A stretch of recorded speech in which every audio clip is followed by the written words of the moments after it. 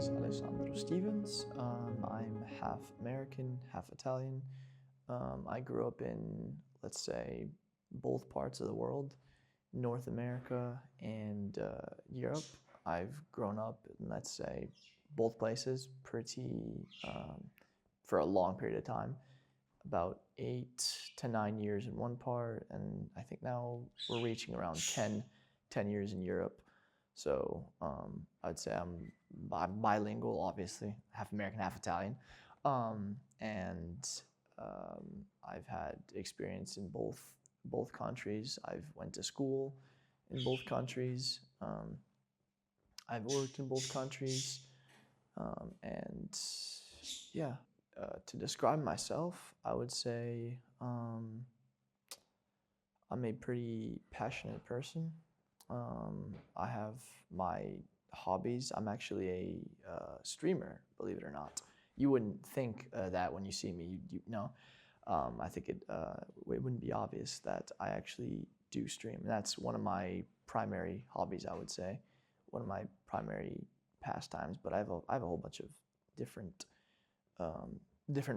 pastimes and stuff like that. But I would say my primary one would be streaming, and so that's my main, let's say, pastime. So I stream it. I stream it on YouTube actually, um, and I've been doing this for around 9 to 10 months now, and I would say it's a pretty nice thing to do. It's very low stress.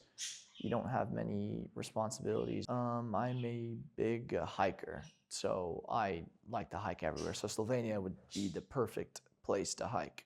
You know, it's surrounded by nature, surrounded by mountains, lakes, and all sorts of different things. And I would say hiking is absolutely one of my favorite things to do in my pastime. Going up the mountain, whether it's going up, whether it's going down, um, going to the lakes, sightseeing, things like that.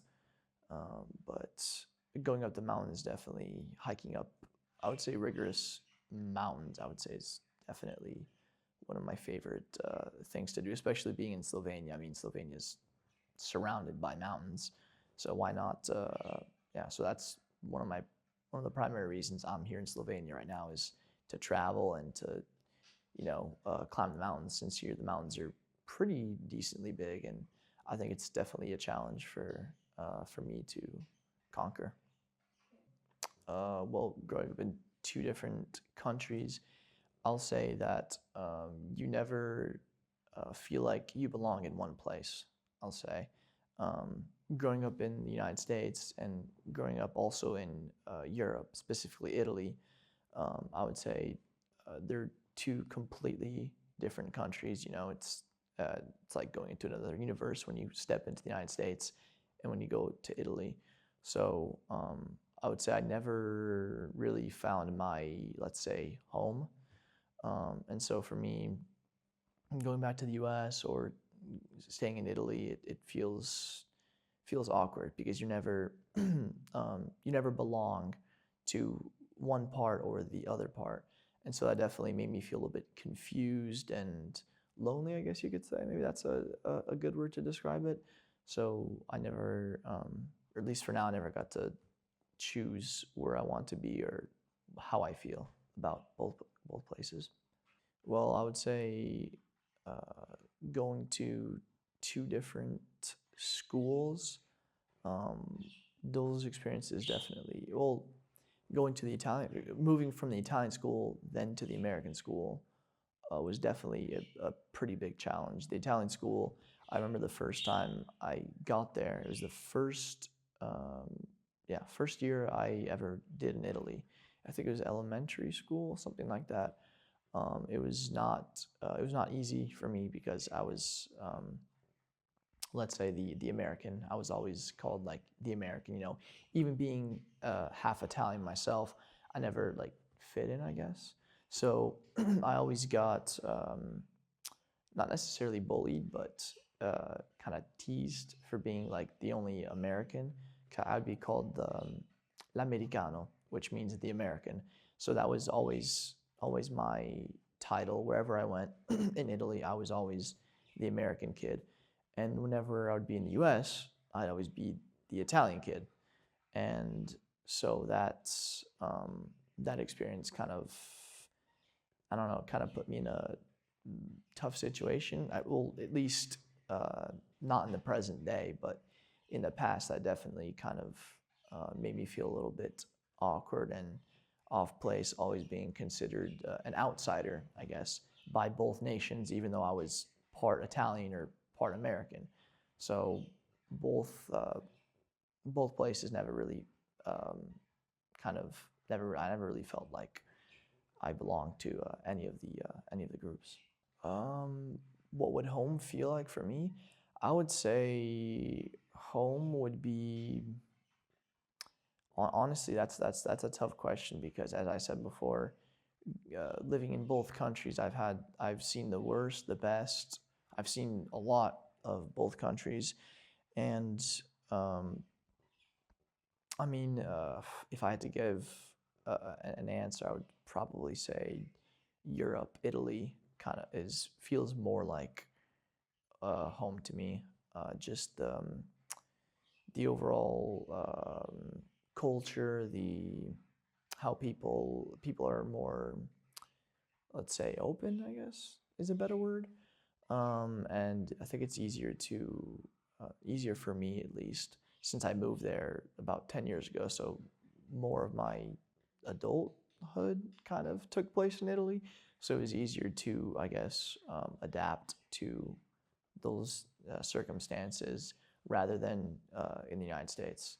Because the United States is a very, it's a, it can be a very cold place and cruel world. So I think I would say Italy is definitely what I would consider home to be, at least for now.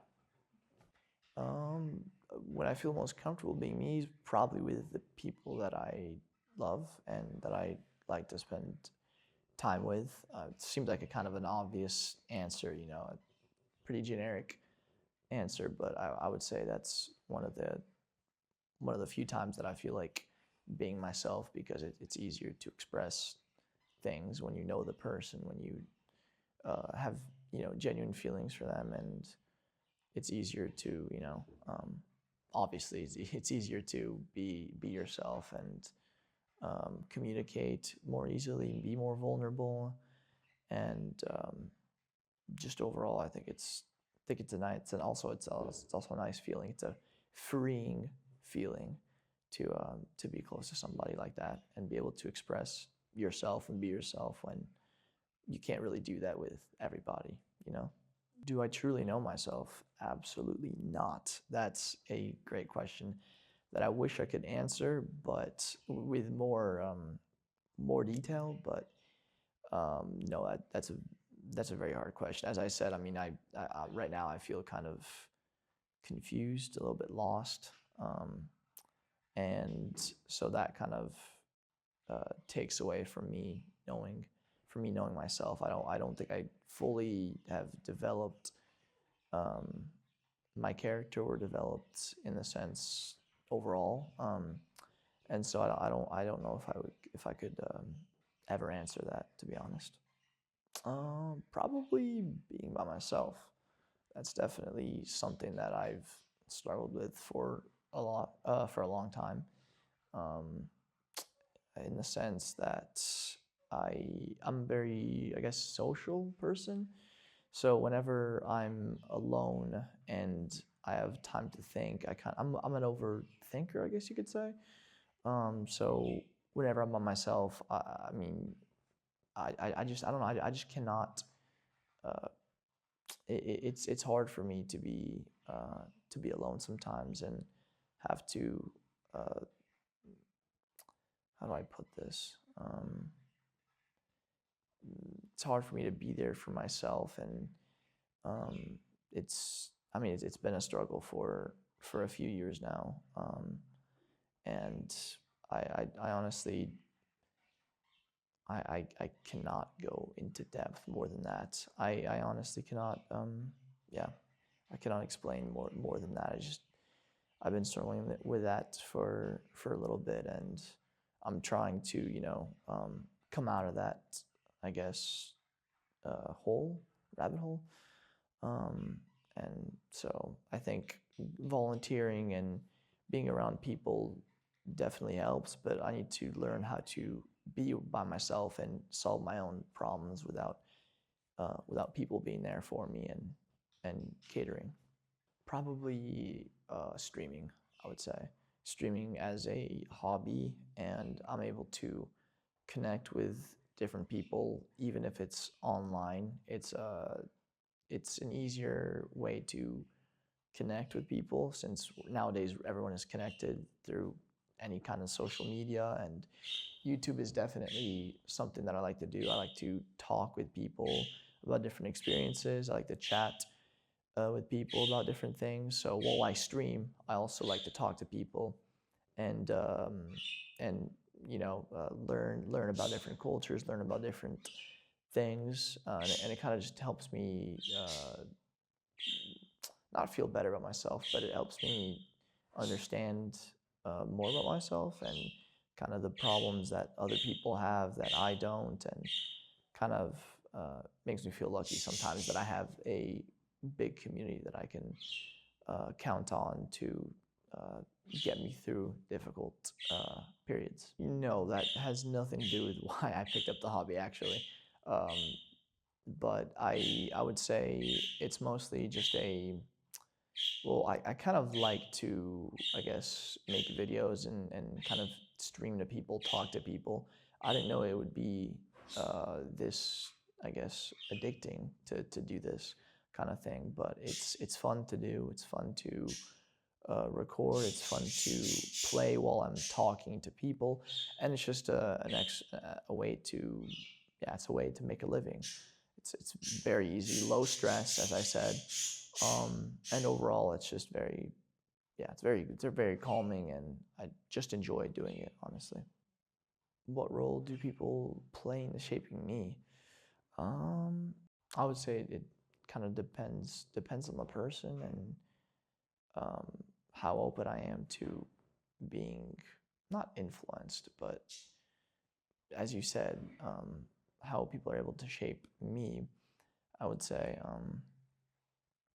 it kind of depends on the person, obviously, and how much I'm willing to let them uh, talk to me or be with me. And I would say I'm not a very not trust not trust issues, but I would say that it's not easy to uh, get to me. I guess how would you describe that? I don't let just anybody in, into my life, I guess you could say, whether that be voluntarily or involuntarily. Um, I kind of choose the people, and that I think are closer, like me, that are more similar to me, that have similar backgrounds to me, and just people I think are good people and people I would like to be like in the future. What role do I play? Yeah, no, streaming definitely. I think I've definitely influenced or shaped other people to start streaming as well. I have a few people that actually started right after I started streaming, that they saw how not successful, but they saw how I dealt with streaming and kind of uh, the way I did it, the way I talked, the way I explained to people how to, how I chatted, how I play the game, because I also explain what I do meanwhile I play. So I think a lot of people definitely saw that and thought that's a pretty cool thing to be able to do, and they kind of took, I guess you could say, inspiration from me, and they let me know once in a while, like, thank you, you've definitely helped me during, or even viewers that have watched me before, they a lot of them like to thank me for the content that I bring to them, and you let me out of a dark situation, or you led me through a good path instead of down the wrong path, and the things that I say, I guess, could be, I guess, influential. And so I think I've definitely helped a few people get out of bad situations with my streaming and with my content. And I'm actually very proud of that. What do humans have in common? Something that everyone has in common, I think, is the desire to stay connected with with everyone. Well, at least nowadays, with our mobile phones and computers and all this technology, it's a lot easier to stay connected with everybody we meet and people in general. And I think that's a big part of our history is, building relationships, staying connected, whether that's um, staying connected from two different continents, because now we have social media, so it's an easy way to stay connected with somebody. And it's a good way to build relationships and connections, but I also think it can definitely be a bad thing for humanity in general, because everyone comes from different culture, and different cultures demand different skills, different mindsets, and you kind of learn that when you're a child, and you kind of grow up into the person that was, or you grow up into someone that's part of that culture. It's how do you explain it? Um, like, let's say, I don't know, you're maybe from Italy. I'll make an example. You're Italian. You're more closely connected to family. It's a very family-oriented country. So family is a very important part of the lifestyle of how you live.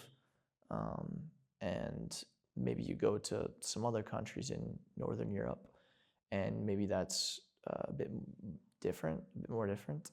Um, and so that's something I would say that definitely keeps people from understanding each other and from being able to connect. Is cultures are very different.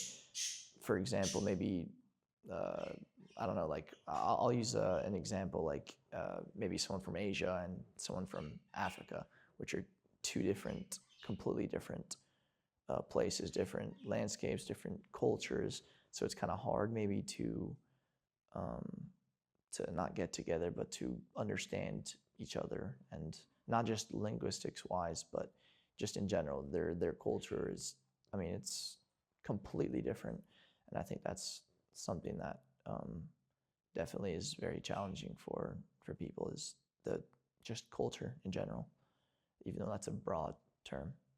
That's a tough question that I never really thought of, actually. Um, but I would probably have to say countries like the U.S. are a good example of how you can live together, but it's kind of like how we are right now, living in a little house of 11 people from completely different countries. The United States offers that, but in a huge proportion. And so obviously, you have people from every single different country in one country. I think you become more open-minded. You're able to understand more. You get to experience how people from one part of the world live, and maybe from the others, and you get to learn um, different things. You get to learn different experiences, and so I think it's a little bit easier if you're all mixed in one place, or at least close by. It's definitely easier to understand and have an open mind about different cultures and things that maybe you didn't know beforehand. What does being human mean? We all share the same route, I guess, but we have different experiences on the way. We grow up completely differently, but we all share kind of the um, same not way of life, but lifestyle in a way, lifestyles kind of, but just in a completely different culture or in different parts of the world, but we all, we're all born, we all uh, die, and it's kind of the way you live life. Um, yeah, the way you live to the best of your ability and try to be the best version of yourself along the way. Is everybody searching for something in their life? I think everybody has some sort of goal. I think everybody is looking for some kind of purpose, meaning in life. A lot of people don't know what that is. So I think experiences such as the one that we're going through right now actually could be a good experience to try to find purpose in life, try to find meaning in all of this. I mean, why were we born? Why do we live on a rock? There's definitely a lot of things you could ask yourself, and I think purpose is one of the main things that everybody tries to look for, and I think these experiences help a ton with this kind of question. Whether it's you like to be, in front of people, if you like to interview people, if you like to, I don't know, let's say, um, if you want to be, I don't know, you want to be a streamer, um, you want to be with people, you maybe don't want to be with people. So I think going through these kind of little volunteer opportunities and stuff like that definitely enhances the possibility to find your purpose in life. Have I found my purpose? No, I have not found my purpose. Absolutely not. And that's exactly why I'm in this program, in this volunteer program. It's easy to misunderstand your purpose or just what you want to do in life. It's not as easy as just waking up one morning and saying I want to do this or that.